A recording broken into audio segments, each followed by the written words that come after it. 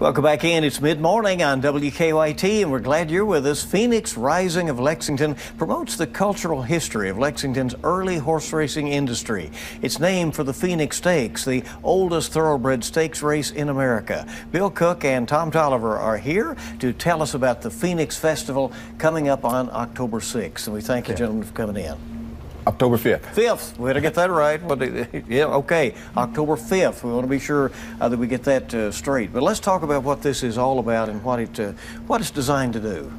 Well, this pretty much fits right in with our mission to kind of expose, rediscover an awful lot of the African Americans that have contributed to the development of the Kentucky horse industry.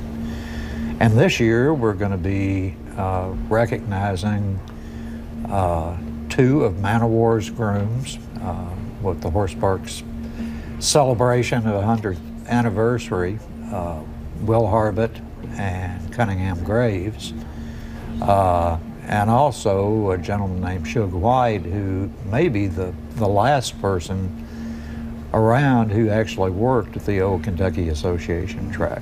Thomas, is this a little-known piece of history about the thoroughbred industry? Yes, it is. It's very little known, Bill, and the whole point of it is to expose it and show the people that this rich history exists right here in our own community. For instance, Will Harbit, who is one of the grooms that we will recognize, he and Man o' War appeared on the cover of the Saturday Evening Post magazine in 1941, I think it was. Is that the year?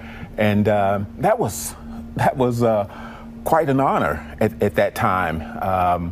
And he was a celebrated jockey, groom. Yeah. And what's interesting about this, and one of the reasons we're doing this event, is we want to show that African Americans still contributed to the racing industry long after the great black jockeys had disappeared. We hear about the black jockeys, but they raced in the late 1800s, and we're talking about these grooms in the 1940s, but they were still making contributions to horse racing, and that is what the Phoenix Festival will celebrate. So there'll be lots of interesting discussions on that day, and again, it is October 5th, and if people want to go, tell us about it. 5 o'clock to 7.